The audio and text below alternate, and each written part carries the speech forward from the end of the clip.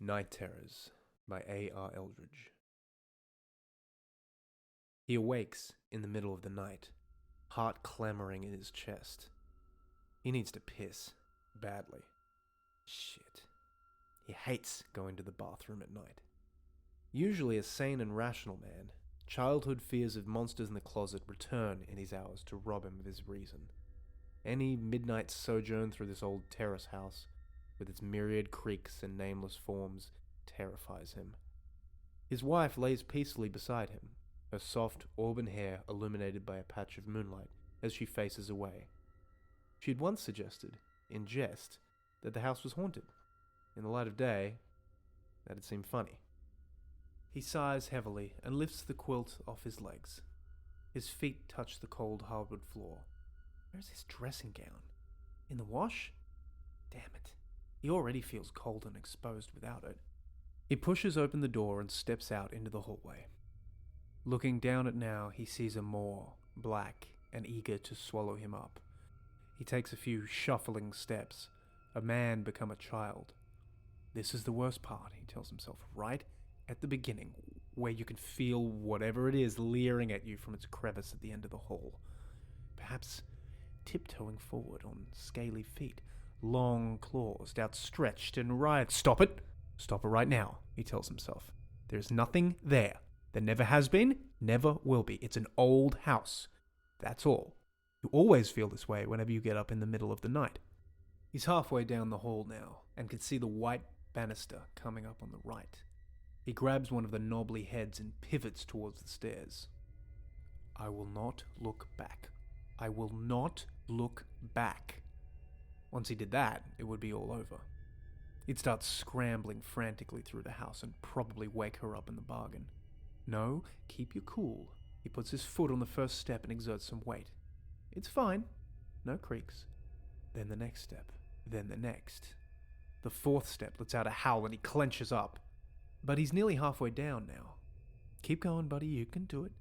The next two stairs are fine, and then another creak. Just a little one. Just enough to let him know, hi, we're here, and we're watching you. Cut it out, he tells himself. Just cut it out. This is foolishness. What are you, 5? Christ on a crotch. He gently dismounts the last stair and lets out a breath. He has his back to the wall again. Good. That's good. He looks across the living room. In the gloom, he can make out the shapes of the furniture. His imagination distorts them into catatonic beasts, slumbering in wait for a lone traveler, waiting to roar into life and devour him. Or maybe just for him to nail himself a good one on the recliner. Wouldn't be the first time. Just keep your head, he says to himself. Halfway now. Yeah, half of half. He still has to go back up. Across the room, he thinks he sees a glimpse of something shift in the half-light. Nope, can't be. But his terror, previously palpable and unpleasant but undeniably a childish fiction, is now morphing into something else. Something with teeth. He has seen something move. He's sure of it. They don't have any pets. They don't have kids. He waits. Statue still. There is no more movement. Must have been a trick of the light, he tells himself. Trick of the light. He decides to make a move. Slowly, very slowly, he picks his way past the furniture, avoiding the spot where he saw the slither of movement. There is a technique the counselor taught him. He'd gone to a counselor about his night terrors. Could you believe it? Night terrors were walking nightmares, hallucinations that you could experience fully consciously. The counselor had told him if you pretended that you were the monster hunting the other creature, then it took some of the sting out of the experience. And as hokey as the idea had sounded at the time, it actually works pretty good. He draws himself up to his full height, brings his hands up in front of him like claws, and utters a low, growling breath, very quietly. There's no need to go crazy with the roleplay, he tells himself. He is past the living room and into the kitchen. He skirts around the stovetop, keeping the built-ins at his back. Don't look back now. Don't look back and ruin it. You're doing so well. The bathroom door is just beyond him. He simply has to reach out and open it. There you go, and he hears a scraping sound. the dragging of a large piece of furniture.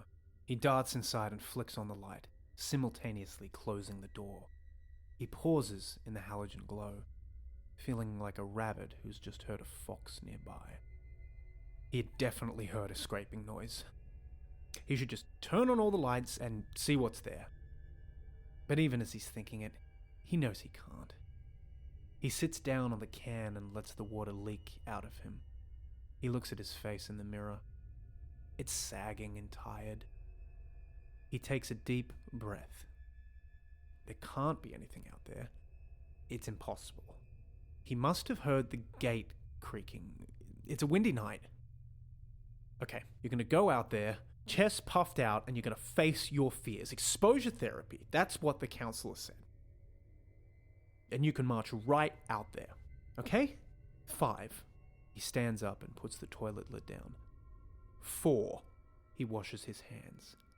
3. He sucks in a deep breath. 2. He steels himself. 1. He throws the light, opens the door, and marches out. He strides across the kitchen and into the living room, chest held high, and stops. Nothing. Not a peep. Not a shimmer. Not a wisp of movement. He feels better. He marches across the room, head held high, and whap! Straight into the lazy boy. Right in the guts. He doubles up. Winded. He moans on the ground, head swimming and eyes watering in pain. Stupid recliner. Stupid. He knew they should have had the removalist put it on the other side of the room, but she had insisted. Putting it there improved the feng shui. And now, he hears that sound again. The scraping sound. It's undeniable now. A low, grinding drag from the front room. They only keep one piece of furniture in the front room. It's a piano. Mortal terror grips his chest and squeezes, mingling with the pain in his stomach. He gets to his feet, forgetting about being winded. He hears the door to the front room click gently closed, and footfalls thudding from out of the room. He has to get back upstairs. There's someone in the house, but the bedroom door can be double bolted, and his phone is in there. He sees a shadowy figure, huge and lumbering, moving in the doorway. He gets to his feet and leaps onto the stairs. The thing is coming now, slow, malevolent footsteps bring it inexorably closer. He turns and runs up the stairs, 2, 3 at a time, heaving himself using the banister. Is it on the stairs? He can't tell. He flings himself around the corner at the top and stares into the jaws of the hallway ahead of him. He charges on, fear and sweat mingling in his nose like some acrid cologne. He hears a thump, thump, thump on the stairs. He tries to pull open the bedroom door. Can't. It's stuck. It's all jammed up and he can't get in. He wrestles with the bronze knob. All the while, the creature is coming down the hallway, coming closer, its preternaturally large form passing the open door to the spare room, and he can see it now in a patch of moonlight, long, spindly claws reaching out from its hulking frame. He raps furiously on the door. Oh God, please let her hear me, let me in, have her let me in before it gets me, oh Jesus! The door opens, and his wife's face, confused and beautiful in the half-light, stares at him. He shunts her aside and slams the door, deadlocking it. Then he leans his head against the wall and pants in long, shuddering breaths. Was it the night terrors, baby? He says in her soft, cooing voice as she walks back to the bed. Yeah, he gasps. Yeah, I guess it was. I just panicked and lost control. He follows her and slips under the covers. Do you want the light on? No, it's okay. Let's just go back to sleep, okay? He rolls over, expecting her to big spoon him. Okay, honey. Her voice sounds sweet, but also triumphant. She runs her fingers down his back. They feel different. They don't feel like fingers at all anymore. They feel like claws.